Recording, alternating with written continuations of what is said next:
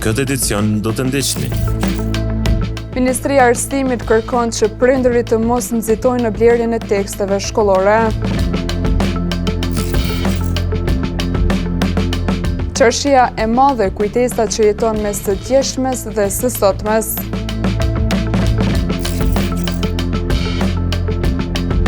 Hapet thirrja për propozimin e kandidatëve për çmimin Guximi intelektual. Përshëndetje, po fillojmë edicionin qendror të lajmeve këtu në televizionin Syri. Ministria e Arsimit ka kërkuar nga prindërit që të mos nxitojnë në blerjen e teksteve shkollore. Kjo pasi procesi i negocimit të çmimeve për tekstet mësimore me shtëpitë botuese ende nuk ka përfunduar dhe katalogu përfundimtar i teksteve mësimore, së bashku me çmimet përkatëse, ende nuk është publikuar. Ministria e Arsimit dhe Shkencës ka dalë me një njoftim të rëndësishëm për të gjithë prindërit dhe kujdestarët ligjor. Autoritetet bëjnë thirrje që të mos nxitoni me blerjen e teksteve dhe materialeve shkollore për vitin e ri mësimor. Shkak për këtë thirrje është procesi i negocimit të çmimeve me shtëpitë botuese, i cili ende nuk ka përfunduar. Për këtë arsye, katalogu zyrtar me çmimet e sakta nuk është publikuar akoma në faqen e ministrisë. Sapo bisedimet të mbyllen, Ministria do të publikojë listën përfundimtare. Gjithashtu, do të caktohet edhe shuma e saktë e parave për blerjen e librave për secilin nxënës. Një thirrje e prerë u është drejtuar edhe librarive dhe shitësve. Mos filloni shitjen e librave pa u mbyllur të gjitha procedurat zyrtare. Për të shmangur çdo keqkuptim apo shpenzim të parakohshëm, prindërit udhëzohen të referohen vetëm njoftimeve zyrtare që dalin nga Ministria e Arsimit, deri në përfundimin e negociatave me shtëpitë votuese dhe publikimin e çmimeve zyrtare. Thirrjet për vaksinim të fëmijëve me vaksinën kundër fruthit janë të vazhdueshme nga profesionistët shëndetësor, pavarësisht faktit se Gjakova qëndron mirë me imunizim me këtë vaksinë. Makfirete Berisha nga Qendra Vaksinimit ka ripërsëritur thirrjen e saj për imunizim.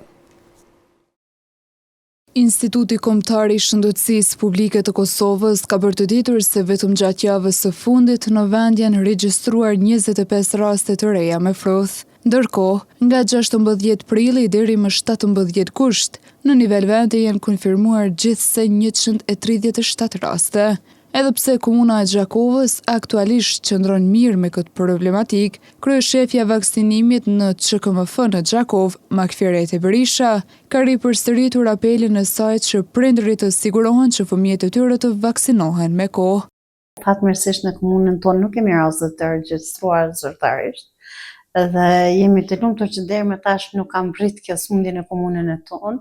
Unë ju kisha bo apel të gjithë qytetarëve që të vinë t'i vaksinojnë fëmijët me këtë vaksinë, që t'i mbrojmë fëmijët nga një sëmundje që po ka komplikime. Për të gjitha rastet kemi informacione që kanë pas komplikime dhe kanë qenë të shtrur dhe në QKUK në Prishtinë. Kështu që ju lutem e jani t'i vaksinojmë fëmijët, të mbrojmë shëndetin e fëmijëve tanë rrethit dhe të tërë komunës. Fruthi konsiderohet ndër sëmundjet mundgjitëse dhe transmetohet përmes ajrit, çka bën vaksinimin një nga masat më të rëndësishme për mbrojtjen e fëmijëve dhe parandalimin e përhapjes së sëmundjes.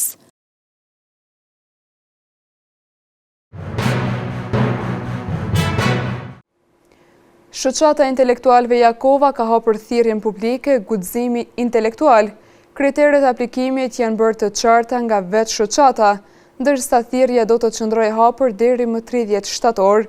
Rushdi Stefa, kryetari i shoqatës, ka bërë thirrje që sa më shumë intelektual të plotësojnë kriteret e thirrjes dhe të shfrytëzojnë thirrjen e aplikimit.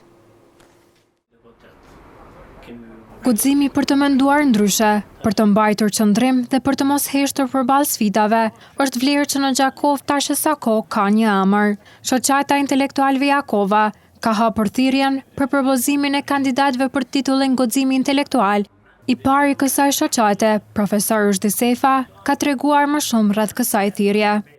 Jemi shumë të interesuar që nëpërmes të mediumit juaj, kjo thirrje të shkon në shtëpitë e qytetarëve, në mënyrë që të kemi sa më shumë kandidat të cilët konform rregullores i plotësojnë kushtet dhe kanë më qenë kandidat për fitu titullin prestigjos Guximi intelektual.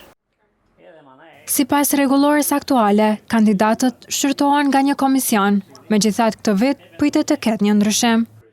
Kandidatët të gjithë shërtohen nga një komision të anëtarësh, të cilët kanë me raportu ose me referu kryesisë shoqatës, dhe kryesia e shoqatës mandej ka me votu për kandidatët një për një.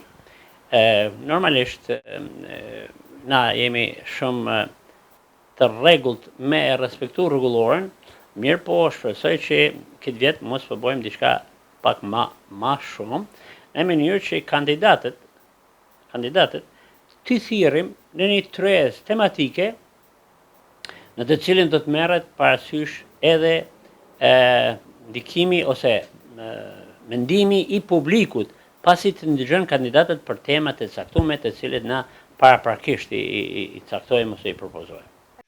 Individët, institucionet, organizatat dhe subjektet kanë kohë deri më 30 shtator për të propozuar kandidatët e tyre. Nga një pasion, artizania Nërti Lalila është shndruar në një nga më të preferuaret e turistëve. Nga dyqani i saj shumë gjyrsh, turistët marrin me vete shumë kujtime nga Gjakova. Me profesionin e saj si dizajnere grafike, ajo vendosi që dizajnet i sjell me forma të ndryshme, duke i kthyer në produkte që mund të përdoren, por njëkohësisht të mbajnë edhe një vlerë artistike. Në një cep të Gjakovës, arti nuk qëndron vetëm në mure apo galeri. Ai merr formë në kartolina, libra, çanta, bluza, ceramik dhe punime të vogla të krijuara me shumë dashuri e kreativitet. Kjo ide për artizanën Nërti Lalila ka lindur nga një pasion i kahmotshëm për artin dhe dëshirat që turistët e vizitorët që vijnë në Gjakov të mund të marrin me vete një copës arti të punuar me dorë, si kujtim nga qyteti. Kjo ide është e kamotshme, pasi që gjithmonë kam pas pasion artin, kam mendu diçka të veçantë për vendin, ku turistat që na vizitojnë të marrin një copës arti të punuar me dorë nga Gjakova. Me profesion dizajnere grafike, Nërtila ka vendosur që dizajnet e saj t'i sjellë në forma të ndryshme, duke i kthyer ato në produktet që mund të përdoren, por njëkohësisht të mbajnë edhe një vlerë artistike. Pasi që me profesion jam graphic designer, kam mendu që dizajnet e mia t'i paraqes në produkte të ndryshme, që kanë të bëjnë gjithmonë me Gjakoven, si për shembull kartolina, bookmarks, mahica, tote bag, si dhe në keramik. Por në këtë hapësirë të vogël e të ngrohtë, arti nuk krijohet vetëm nga duart e Nërtilës.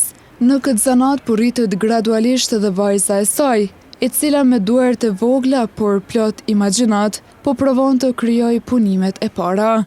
Nga një pasion personal, kjo hapësirë është kthyer në një botë të vogël ngjyrash, idesh dhe punimesh unike. Edhe pse ka vendosur ta jetojë të tashmen, Qershia madhe në Gjakov nuk e ka harruar të kaluaren.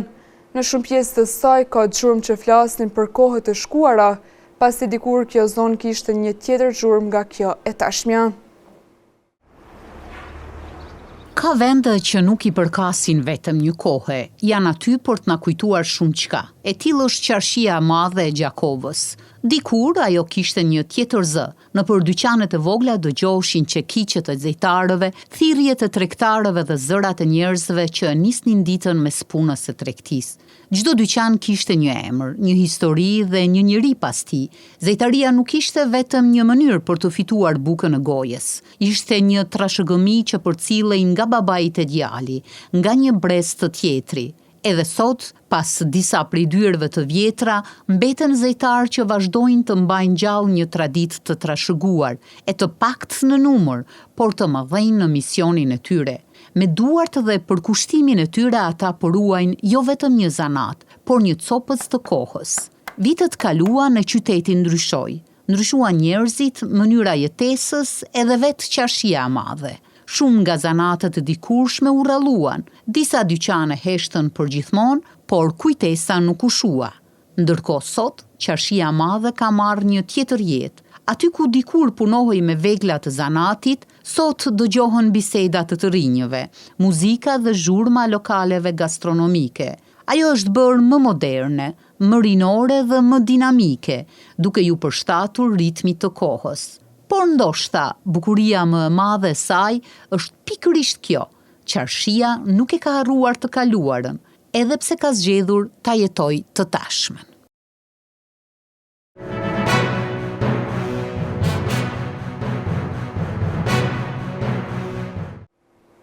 Pas një fitore e bindës se në Gjiron e parë ku triumfuan si mysafir në Ferizaj, futbollistët e vllazënimit nesër nga ora 13 do të zbresin për herë të parë këtë sezon para publikut të vet.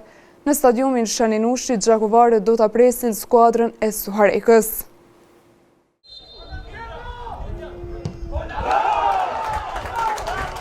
Klubi i futbollit Vllaznimi e ka nisur me këmbë të mbar edicionin e ri të kampionatit, duke treguar që në start se synimet për këtë sezon janë të qarta.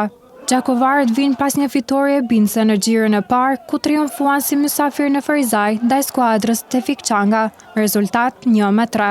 Në kuadër të Gjiros së dytë, Vllaznimi do të zbres për herë të parë këtë sezon para publikut të vet, ku në stadiumin Shaninushi do ta pres skuadrën e Suharekës, e cila gjithashtu vjen pas një fitore në ndeshjen hapse të kampionatit. Ndeshja zhvillohet nesër me 23 gusht nga ora 13. Përballja mes dy skuadrave që kanë nga 3 pikë premton rivalitet dhe interesim të madh. Vllaznimi do të kërkojë ta shfrytëzojë avantazhin e fushës vendase dhe mbështetjen e tifozëve për të regjistruar fitoren e dytë radhazi dhe për të vazhduar startin pozitiv të sezonit. Në vazhdim të ndjekim parashikimin e motit për ditët në vijim.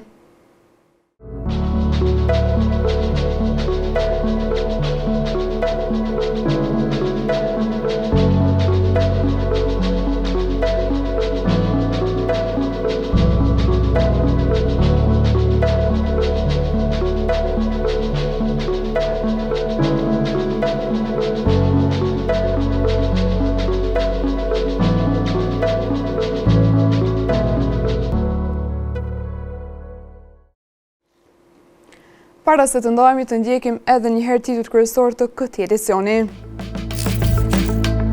Ministria e Arsimit kërkon që prindërit të mos nxitojnë në blerjen e teksteve shkollore. Qarshia e madhe kujtesa që jeton mes së djeshmes dhe së sotmes.